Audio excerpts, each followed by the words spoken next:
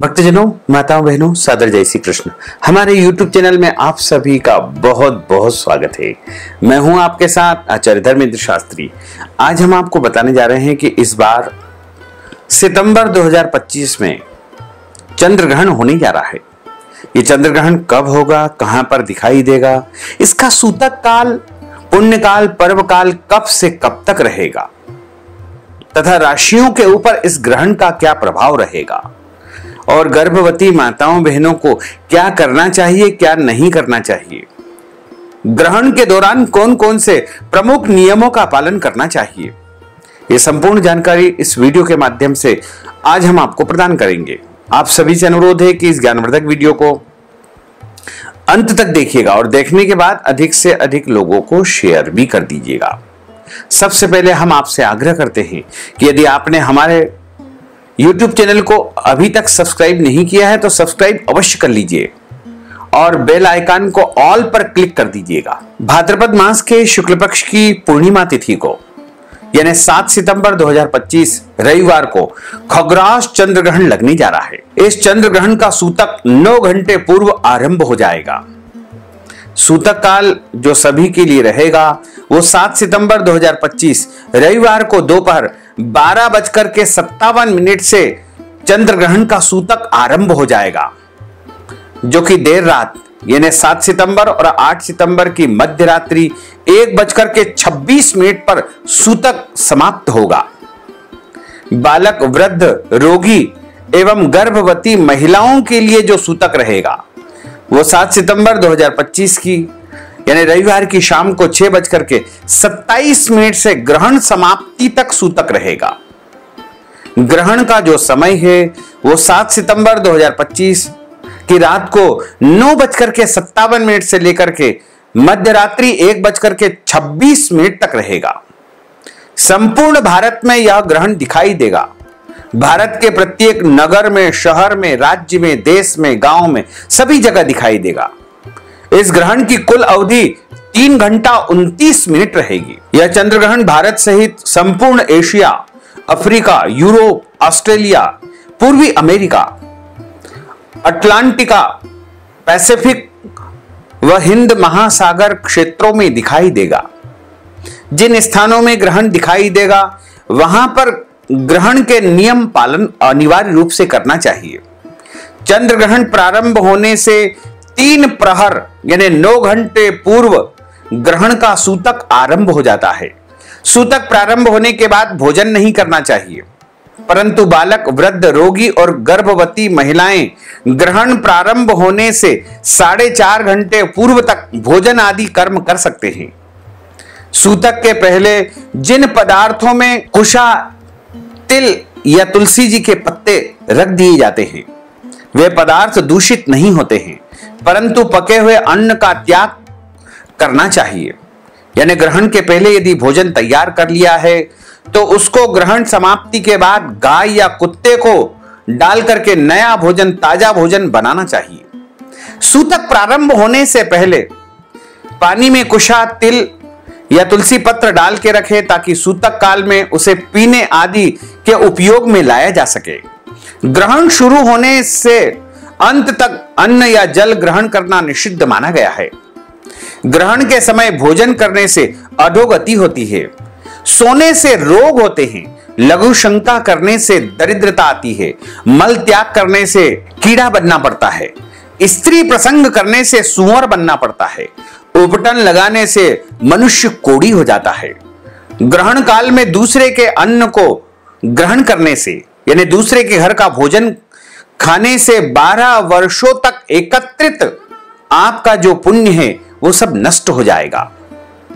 ग्रहण समाप्त होने पर पहने हुए वस्त्रों के सहित स्नान करना चाहिए।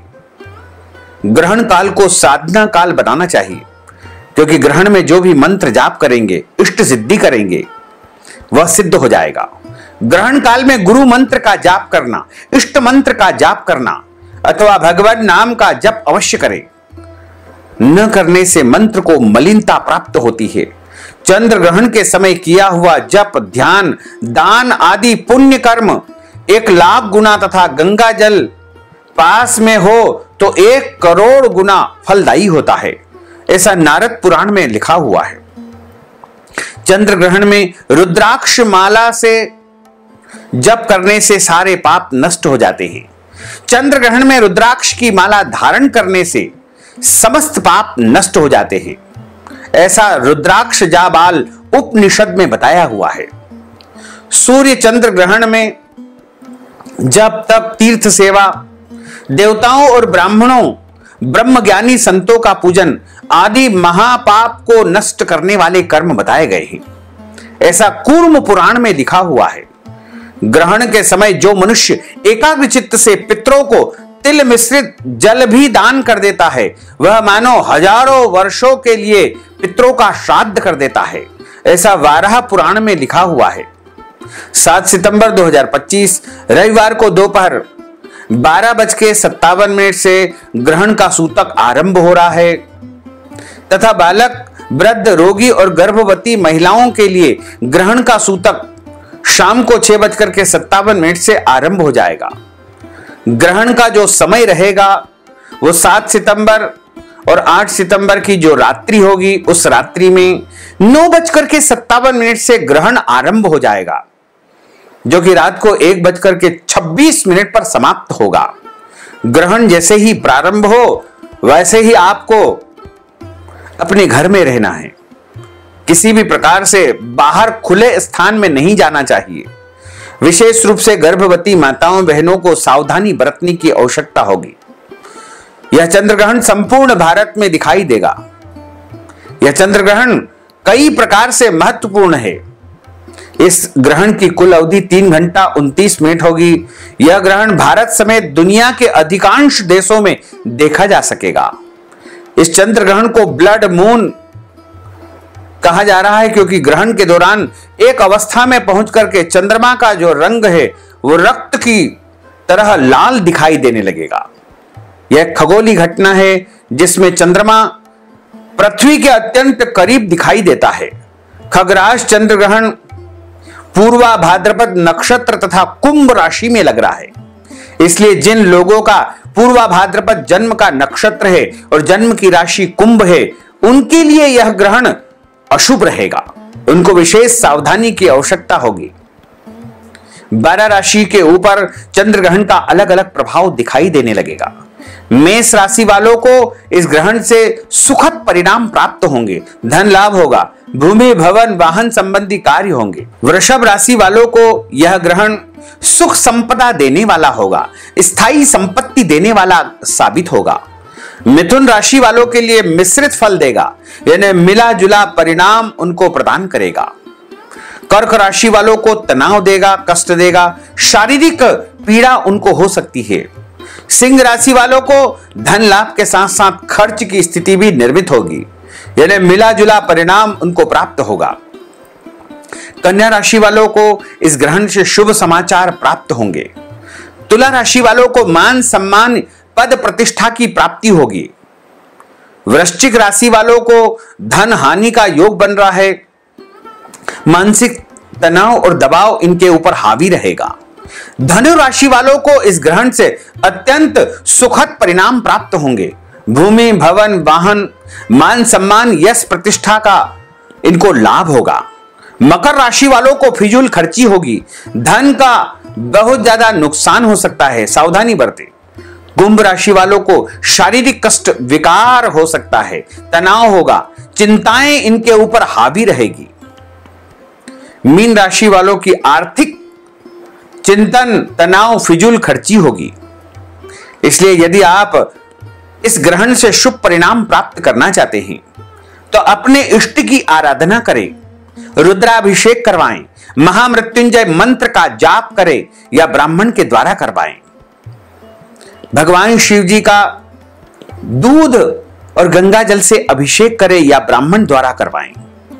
सूतक लगने के बाद कुछ भी खाना पीना वर्जित माना गया है। रोगी, वृद्ध, बच्चे और गर्भवती स्त्रियां सूतक के दौरान बहुत आवश्यक हो तो कुछ खा पी सकते हैं, लेकिन प्रयास करें कि वो उनको कुछ भी नहीं खाना चाहिए। सूतक प्रारंभ होने से पहले पके हुए भोजन, पीने के पानी, दूध, दही आदि में तुलसी पत्र, कुशा डाल दे। इससे सूतक का प्रभाव, ग्रहण का दुष्प्रभाव इन वस्तुओं पर नहीं होगा। ग्रहण काल में सावधानी रखें। प्रकृति में कई तरह की अशुद्ध और हानिकारक किरणों का प्रभाव ग्रहण के दौरान होता है, इसलिए कई ऐसे कार्य है जिसे ग्रहण के दौरान नहीं करना चाहिए। ग्रहण काल में सोना नहीं चाहिए। वृद्ध, रोगी, बच्चे और गर्भवती स्त्रियां जरूरत के अनुसार सो सकते हैं। वैसे यह ग्रहण मध्य रात्रि से लेकर के अगली सुबह होगा, इसलिए अधिकांश लोग निद्रा में रहेंगे। ग्रहण काल में अन्न जल ग्रहण नहीं करना चाहिए। ग्रहण काल में यात्रा नहीं करना चाहिए। खुले स्थान पर नहीं जाना चाहिए। खुले मैदान में नहीं जाना चाहिए, इससे दुर्घटना होने की आशंका बनी रहती है। ग्रहण काल में स्नान न करें। ग्रहण समाप्ति के बाद स्नान करें। ग्रहण को खुली आंखों से न देखें। ग्रहण काल के दौरान गुरु प्रदत्त मंत्र का जाप करते रहना चाहिए। गर्भवती स्त्रियों को विशेष सावधानी बरतने की आवश्यकता होगी। ग्रहण काल के दौरान गर्भवती स्त्रियां अपने घर से बाहर न निकले। बाहर निकलना जरूरी हो तो गर्भ पर चंदन और तुलसी के पत्तों का लेपन करके या गेरू या हल्दी का लेपन करके ही घर से बाहर निकले। गर्भस्थ शिशु पर इसका दुष्प्रभाव नहीं होगा। ग्रहण काल के दौरान यदि भोजन करना बहुत आवश्यक हो तो सिर्फ खान पान उन्हीं वस्तुओं का किया जा सके जिसमें सूतक लगने से पहले आपने तुलसी पत्र या कुशा रखा था। गर्भवती स्त्रियां ग्रहण के दौरान चाकू, छुरी, ब्लेड, कैंची, हसिया, कुल्हाड़ी और धारदार वस्तुएं का बिल्कुल प्रयोग न करें। इससे गर्भ में पल रहे बच्चों के अंगों पर बुरा असर पड़ता है। सुई से कपड़े भी नहीं सीलना चाहिए। बच्चे के कोई अंग इससे खराब हो सकते हैं। ग्रहण काल के दौरान भगवान के नाम का जप स्मरण करते रहें। ग्रहण के पहले स्नान करके, शुद्ध वस्त्र धारण करके, कुशा का आसन बिछा करके, तुलसी, रुद्राक्ष, कमल गट्टे की या फिर स्फटिक की माला से अपने इष्ट मंत्र, गुरु मंत्र का जाप करते रहें। और ग्रहण समाप्ति के बाद वस्त्र सहित स्नान करके अपने घर के देवी देवताओं का, भगवान का पूजन अर्चन करें। घर की अच्छी प्रकार से साफ सफाई करें, झाड़ू पोछा लगाएं, गंगा जल छिड़के और उसके बाद जितना हो सके दान पुण्य करें, क्योंकि ग्रहण का जो दान है वो सबसे श्रेष्ठ माना गया है। ग्रहण के बाद जो मनुष्य धन का दान करता है, अन्न का दान करता है या कोई भी दान पुण्य करता है, उसे करोड़ों करोड़ अश्वमेध यज्ञ का पुण्य प्राप्त होता है। तो यदि आप हमारे माध्यम से ग्रहण काल के दौरान कोई भी अपने नाम से मंत्र जाप, सिद्धि साधना उपाय करवाना चाहते हैं, जप अनुष्ठान करवाना चाहते हैं, तो आप अपना नाम और गोत्र हमें भेजें, जिससे कि ग्रहण काल के दौरान होने वाले अशुभ प्रभावों से आप बच सके। तो भक्तजनों, माताओं, बहनों, हमने जो ज्ञानवर्धक जानकारी आपको प्रदान की है, इसको आप अधिक से अधिक लोगों को शेयर करिएगा, लाइक करिएगा, कमेंट करिएगा। और यदि अभी तक आपने सब्सक्राइब नहीं किया है तो अभी और इसी समय सब्सक्राइब कर लीजिए, ताकि इसी प्रकार की ज्ञानवर्धक वीडियो आपको सबसे पहले प्राप्त हो सके। आपको और आपके पूरे परिवार को सादर जय श्री कृष्ण, सादर धन्यवाद।